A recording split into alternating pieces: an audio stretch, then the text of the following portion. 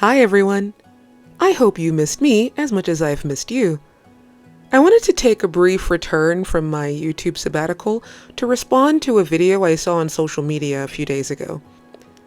The video you're currently watching will be a quick and somewhat inelegant response to "Unethical Gooners Are Annoying" by Shamize. I apologize if I'm pronouncing that incorrectly. I'm not super familiar with this content creator. Look, if you're here because you're a fan of that creator, please put the pitchforks away. I come in relative peace. However, I did find that there were enough inaccuracies and poorly supported claims and takes I personally found cringeworthy that it necessitated a response. I hope you'll find that I've done my best to remain polite, if a bit firm in my rebuttal, and that you walk away with a bit more knowledge than you had when you arrived. So, without further ado, let's get down to business. The video starts out by mentioning a situation that happened a few months ago, I believe, when Steam delisted the game No Mercy from its marketplace. She then argues with several online commenters against its right to exist on the basis of artistic expression. I keep thinking about the game No Mercy and how its supporters compare it to GTA. If you don't know what I'm talking about, No Mercy is a visual novel where the goal is to violently blackmail and beat women under the guise of punishment and domination, and rewards you for it. Yes, by the way, it's only women. The game doesn't allow the protagonist to do anything like that to the male characters, which I would say that's a good thing. Too bad it allows you to do that to the female characters though, which includes the women in your family within the game's context. But the supporters claim that this type of fiction falls under the umbrella of artistic expression, and that the creator should just have the liberty to explore controversial themes, even if they're disturbing or offensive to many, which I agree with to a point. Just because a game is controversial doesn't mean it's worth taking down. I mean, when it first launched, the reviews were overwhelmingly positive, so why is it controversial now? I've seen countless defenders of unethical fiction enjoyers use the assumed approval of psychologists and therapists to defend the existence of this game, even if the enjoyers don't personally enjoy the game. But she then spends the next chunk of the video flashing screenshots of abstracts from academic articles while making a series of claims, implying that the source on the screen is somehow relevant to the point that she's currently making.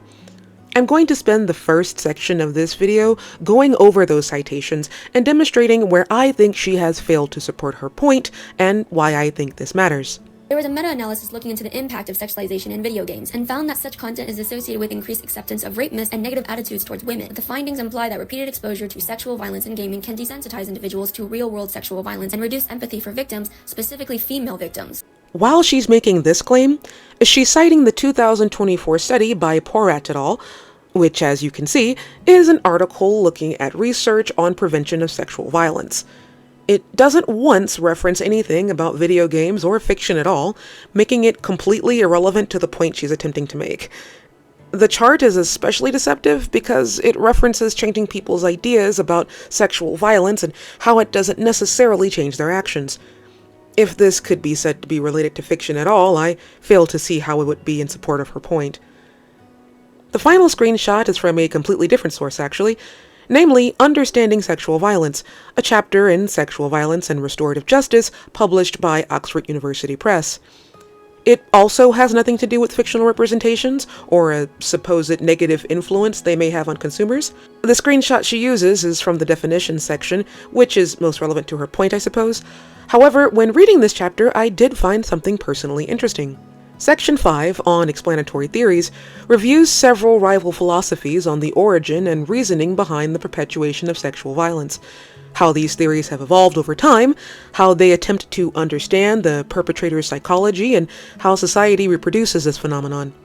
At no point does it focus on fiction or fantasy, but rather on human psychology, theories of masculinity, power dynamics, etc. These are persistent factors that have been with humanity since time immemorial and have a palpable, unambiguous relationship with antisocial behavior. I would argue that for those of us who are interested in the prevention of harm and the protection and rehabilitation of victims, this is a much more productive area for our attention. However, to get back on track, what she's likely referring to when she talks about a meta-study on the relationship between video game sexualization and aggressive behavior is the study she screenshots directly before the two unrelated ones. Full fiction. In reality, but still within the context of this game, psychological professionals and researchers have condemned No Mercy for its explicit content and potential to negatively influence social attitudes towards sexual violence. This 2021 study by Noel et al. Argues that playing video games containing sexualized female characters increased rape victim blame when analyzing a written scenario if the cognitive load was high. In other words, if the participants were actively engaging with the game and that it was at least somewhat challenging. At the time of its publication, it was one of only 2 studies looking at this supposed phenomenon, and curiously, wound up with contrary results to the only other one. The authors claim that this difference likely lies in the engagement factor, and perhaps if future studies are able to replicate these findings, we may find out if this is in fact the case. Interestingly, the game they chose was Ultra Street Fighter 4, a game I doubt anyone watching this video would argue for restrictions on. Similarly relevant is how few of the participants self-identified as gamers. 65 of the 142 participants involved, or a bit under half. If engagement and difficulty of task are necessary requirements for the consequent rape victim blaming, presuming that this finding is in fact replicable, that would mean that playing more games, and thereby reducing their impact on cognitive load, by making them simpler, would reduce this phenomenon, yes? If so, what would that imply about how society should treat sexualized female characters in video games? These aren't idle speculations. The authors themselves note that this is very relevant to how we should interpret their findings. There's a lot more I could say about this, but I'd rather not beat a dead horse. Importantly, there is no indication in either of these articles that any professionals have condemned No Mercy specifically, or even any so-called unethical video games, period. While there may be some hint that, under a very specific circumstance, sexualized video game characters may impact ethical reasoning, the circumstances are highly contingent and haven't been replicated as far as I'm aware. The authors themselves do not make such bold claims, and I think we should be wary of making them ourselves. As a really quick aside, we have to take a brief look at this section. There was once a lot of controversy with this game too. People, typically paranoid parents, used to argue that such violent video games would cause violent tendencies. And technically they're not wrong. There is in fact a consistent association between playing violent video games and increased aggressive behavior, such as heightened hostility or reduced empathy. But there is very little evidence that links violent video games to actual criminal violence. See, that first screenshot is actually from this 2010 article, which is just about helping parents keep their children safe by regulating what kinds of games they have access to, based on things like age ratings, so there's nothing really controversial there. The second screenshot, meanwhile, is from a different article from 2000, probably before this content creation was born, if I had to guess, now that I think about it. It's a brief summary of this academic article, published the same year, and though it's extremely long, I actually found it kind of hilarious in some ways. As you can see from the opening lines, this article is setting out to demonstrate how violent video games led to the Columbine high school shooting. In one of the studies the authors conducted, they had participants fill out questionnaires about their favorite video games and subjectively rate how violent they felt they were and how often they played them. While they insist that their findings were legitimate, they also acknowledge that they could find no causal relationship between self-described violent video games and aggressive behavior. Now, this second study, oh my goodness, it's absolutely hilarious, not least of all because they used Wolfenstein 3D, and I'm not sure how much you're going to convince healthy-minded individuals in the year of our Lord 2025 that shooting pixelated Nazis will inspire people toward acts of violence. If the events of current year aren't enough to get people to reenact this IRL, I don't think this game is going to do much better. But I also love how they found a disparity between the sexes, showing that female participants wound up more aggressive than the male participants, and they chalked this up with displeasure at having to play the game. So shouldn't we therefore take away from this that playing video games for fun lessens aggressive behavior? And yet, the researchers continue to maintain their faith in a tenuous link between slapstick pixelated blood splatter and real-life harm. It would be funny if it weren't so embarrassing how many people still actually believe this. This study from 2007 by Ferguson et al. Addresses some of the contemporary issues with the findings on a supposed connection between violent video games and violent behavior. They address some of the issues that arise from bias in research methodology, showing that much of it only demonstrated questionable or inconsistent evidence, often relying on statistical significance, which is recognized as a poor and biased way of assessing a study's importance. These studies relied, then, as they often do now, on self-assessment surveys and individual thoughts, but as Ferguson et al. Point out, it makes total sense for a participant to have violent thoughts when they've just witnessed violent media. but the studies fail to demonstrate if or how this would translate into real-world behavior. There's a lot of wish casting in psychological studies of this type, and we should take them with a huge grain of salt unless they find replicable results with unambiguous links between media consumption and behavior or persistent beliefs. A lot of people ask to define overconsumption of so-called unethical content because the general understanding of too much is subjective. Psychologists and mental health professionals don't really have a universally accepted definition of overconsumption. When it comes to unethical sexual media like certain types of porn, animation, or video games, it's extremely a case-by-case scenario, but the signs that imply that you might be overindulging is 1. Trying to stop but you feel like you can't. 2. You feel guilty, shame, or anxiety when it comes to how much you consume or create. 3. You're unhappy when you're not consuming or creating this content. Or 4. My personal favorite, refusing to accept criticism or engage in self-reflection. Here, she cites this article by Enche and al. Again, an article that makes no mention of games or any other interactive fiction. You'll notice that this is a trend that will continue. The authors of the study here do identify pornography as material that creates or elicits sexual feelings or thoughts and contains explicit exposure or description of sexual acts involving the genitals. And I suppose you could include some R18 or erotic into this category if you really wanted to, but it's clear that this is not really the focus of the study. When they use the term problematic, we can also see that they're referring to the brief pornography screen as pictured on your screen right now. Notice how none of these 5 match up with the list she provides for the so-called overconsumption in the preceding clip. I'm not sure where she got any of that from, though I'd be interested to learn. The researchers in this study look at behavioral patterns related to tolerance, binging, edging, etc., and how these impact sexual development in the day-to-day lives of participants. Notice that the focus is on impact and behavior, not on ethics or criticism or self-reflection, but on tangible, unambiguous real-world results. We have yet again strayed pretty far from the original point about the validity of the existence of taboo games in fiction, but we'll let this slide for now so she could continue to form her argument. Reality. There's been multiple studies that found that erotic consumption increases the likelihood of dehumanizing people, which fall under 2 categories, mechanistic and animalistic, which in turn raises their willingness to engage in unethical behavior. If the erotic fiction is perceived to be more realistic or fully real, people are more likely to endorse risky sexual scripts and behaviors or to accept sexual coercion. It's not like I think you're gonna turn into Jack Warner if you watch 1 second of. But my point is that it's a scientific fact that constant exposure, especially to media that normalizes harmful behavior, can slowly shift your perception of what's acceptable. She starts this section by claiming that there are multiple studies that found that erotic consumption increases the likelihood of dehumanizing people. First, she lists a non-peer-reviewed study by 2 graduate students. On its face, we should disregard this, as it isn't peer-reviewed and it's not cited by other researchers. But since we're looking at it anyway, let's check out its hypotheses and conclusions. The only one germane to this discussion is hypothesis H3A, which juxtaposes highly interactive dehumanizing pornography with low and medium interactivity, though I was unable to find how they measured this. They argue that it should lead to more acceptance of violence toward women and less sexual conservatism, whatever that means. They also claim that this was partially supported by the results of their study, but again, I'd like to see how this was measured in the survey that they gave participants, which I was also unable to get my hands on. I'm especially curious because when we look at the conclusion, we see that dehumanizing images can lead to more liberal beliefs concerning sex, again, a curiously vague concept, as well as male-oriented satisfaction with their sex roles.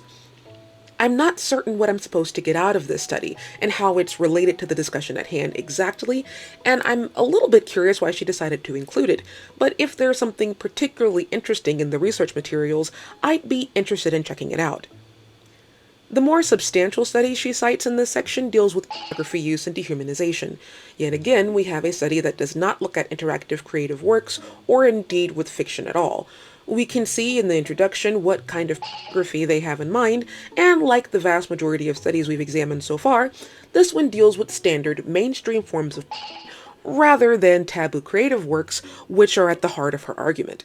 The researchers in this study look at the consumptive habits of their participants, and when they discuss mechanistic or animalistic dehumanization, it is again from normal, everyday, average porn that Shamize doesn't appear to have much of an issue with.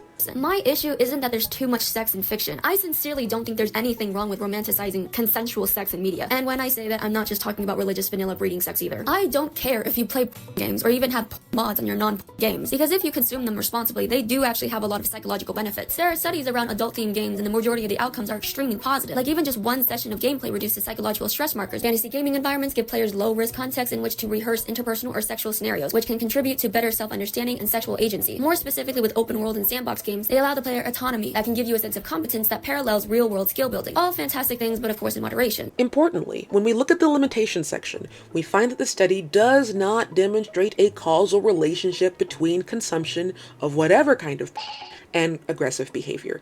It could very well be the case that aggressive men are drawn to the kind of dehumanizing erotic works that the study is about. The authors call for more research to disambiguate this question in the future. Reasonably, they suggest educating young consumers in media literacy, open communication about the feelings of sexual partners, and similarly related education. Even though this does not discuss taboo interactive fiction, we may be able to find some common ground when we take into consideration these more practical methods of dealing with the supposed problem. The last two articles she briefly has on screen are pictured here. I wasn't able to find them, but they deal with sexual scripts. That is, when social expectations lead people in real life to expect sex as the outcome of certain contexts, as opposed to as the result of expressed consent, which is what we want for everyone. That realistic works may potentially have an impact on our expectations or undermine our ideas about consent is a valid concern. But again, this is very far away from taboo works of fiction, such as most of those listed throughout the video. If we care about real-world harm, the answer is not to make unfounded judgments about creators or consumers, but the answer may lie in what we previously discussed before, through education and fostering a healthier relationship with fiction. So I think it takes considerable gall to say, so when people keep telling me over and over and over again that morally questionable content has zero impact on beliefs or behavior, even though that's been debunked by science over and over again, it makes me believe that they are not the ones who are too smart for fiction to affect them. When it's clear that your grasp on your own research isn't strong enough to make a sufficiently coherent point to refute them. You fail to demonstrate that taboo fiction, interactive or otherwise, has any causal impact on behavior whatsoever, aside from a few hints from studies that haven't been replicated, and don't actually imply what you say they do. Importantly, I wonder how much fiction you personally would have to watch in order to be influenced to engage in antisocial behavior yourself. Is it merely because you don't play such games that you don't personally want to cause harm to others or yourself? How many games would you have to play or manga would you have to read before you personally, fall victim to that which you are so certain others are destined to? This is one of the many conundrums that anti-fiction advocates fall into when making their arguments. They themselves are too enlightened, too media literate, to fall victim to the kind of brainwashing they assume is inevitable for others. They presume that because they have come to the conclusion that these works are unethical or harmful in some way, that fans and consumers must also admit to such labels, lest they be accused of being insufficiently curious about the works they're fans of. But have you ever actually considered talking to someone who enjoys the fiction you find unethical? Have you thought that perhaps they do not suffer from a lack of curiosity or insufficient care about real-world consequences, but instead connect with these works in a way that you simply do not? I think it's here that she's stating what is the core of her argument, one that the overwhelming majority of anti-fiction advocates share. Namely, that you can depict whatever you want, so long as the text holds your hand and makes it explicit that bad things are, in fact, very bad. When you glorify antisocial behavior in fiction is where they draw the line. Let's put aside the fact that they are never consistent with this. Antis don't try to tell us not to watch Daffy Duck get shot in the face during duck season, for instance, and for the most part they seem to understand that BDSM enjoyers don't actually desire to be indiscriminately harmed or violated. It's always specific issues that they swear, universally and without any evidence, are special and unique and waiting to corrupt your soul. People who are typically sex positive often make the comparison of violence in movies and sex on TV, saying that this specific sex-centered piece of media should be allowed because this specific violence-centered piece of media is allowed. But I rarely find that correlation to be valid since, one, I've noticed that people who scream about sex corrupting the youth also scream about violence corrupting the youth, but more importantly, there is a social and moral difference when you put the two in different contexts when regarding consent. When people try to make this comparison between sex and violence in media, they're usually talking about consensual sex scenes versus depictions of non-consensual violence like war or hero-villain fights, where someone is usually not cool with being punched or shot. I personally believe that there are situations where violence without consent outside of things like martial arts or backyard boxing matches can still be morally or socially acceptable, like self-defense or resistance against oppression. But I can't think of any context where non-consensual sexual activity is morally acceptable. It's not really a one-to-one comparison. I find it curious that antis get hung up on the concept of consent, something that is only meaningful when real-life human beings are concerned. And then they bring up instances of murder. In the example brought up before of GTA, it's perfectly possible to kill innocents who don't consent to being killed. Just because you can think of times when it's okay to kill IRL, but not to commit sexual assault, doesn't mean that every fictional depiction of the former is de facto more ethical than the latter. Fiction is a controlled space where we can be free to explore that which disturbs us, entices us, or scares us. We control all the levers, and thus are free to delve even into things we know should never happen in real life. It's imagination, not instruction. Look, if you require fiction to be a morality tale, one that never strays too far from your real-life values, that's perfectly valid. But what consumers of taboo fiction want you to understand is that this is a personal preference. There's no evidence, that I'm aware of anyway, that exposure to taboo fiction alone will compromise one's real-world ethics. Yes, some people who are sensitive, have poor media literacy, or psychological issues should be careful when engaging with taboo fiction, but that does not mean that it will encourage healthy, functioning adults to engage in or excuse antisocial behavior. I have an entire video that goes into this linked below, and I would encourage you to check it out for more specific information, but let's continue for now.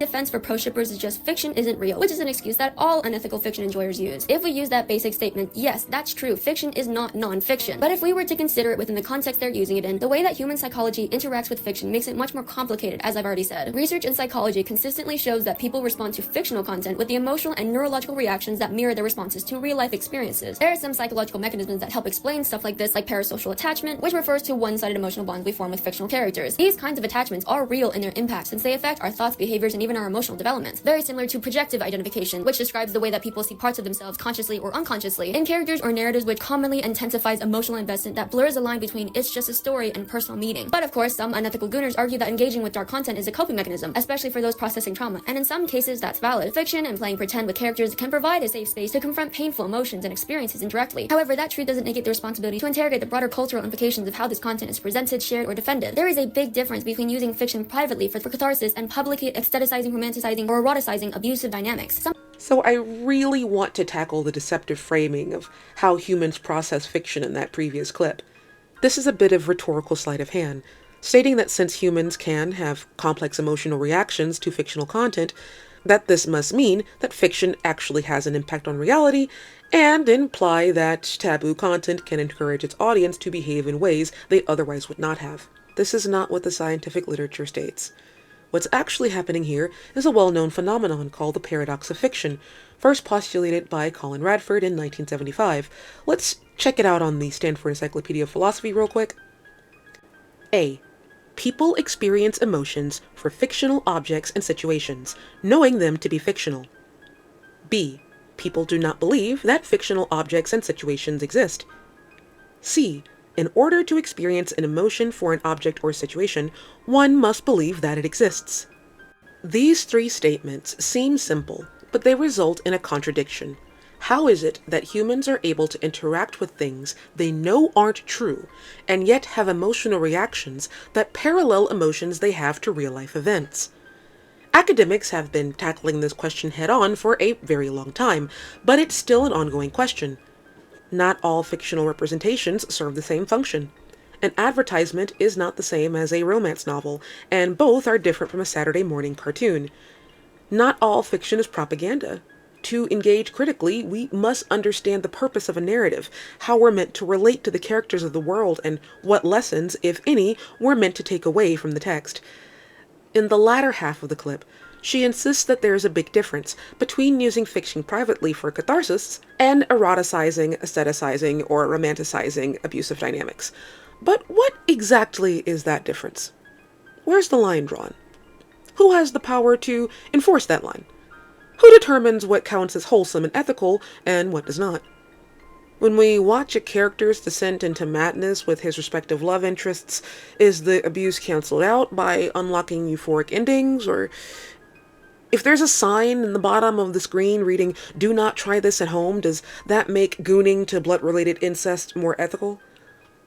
Consumers of taboo fiction are not unaware that the content we consume is, in fact, taboo.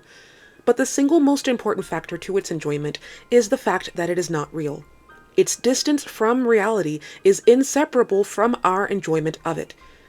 I'm not personally interested in games like No Mercy, but as a fan of other forms of taboo fiction, allow me to correct the record on how fans and supporters are likely to conceptualize it. Here we have two circles, identical except for color. This is how I imagine antis conceptualize the relationship between antisocial behavior and taboo fiction. Let's say that both are instances of, for example, rape. The only difference is that one is fictional and one is real. High levels of exposure, or so the thought process would go, will result in a sort of mental corruption, impacting our psychology in some negative way. The taboo fiction enjoyer does not conceive of the two in this fashion. A better comparison might be a grizzly bear and a teddy bear. A grizzly bear is a terrifying animal one should not want to cross paths with, while a teddy bear is an adorable toy that has no will of its own and is incapable of harming you. It can only bend to the owner's will. So long as I am aware that this is a toy and it cannot harm me, my interactions with it will never convince me that it is okay to play similarly with real-life grizzly bears. In this final section, I'd like to show the fruits of my research into the original subject, namely taboo fiction in the form of video games. What you're seeing on your screen right now is a game called RapeLay, an adult computer game from 2006 in which the main character can stalk and sexually assault several female characters, including at least one who is canonically under 18. Despite the fact that it never enjoyed more than an extremely niche fan base in its native Japan, it's been at the center of controversy ever since it found its way onto Amazon, and subsequently discovered by Westerners a few short years later. Games like this, such as No Mercy, are very easy to denigrate due to their generally distasteful contents, which will appeal to only an extremely small community. This 2017 article by Galbraith details some of the academic and legal rhetoric surrounding this game in Japan, with something of a focus on proponents for the rights of women and children.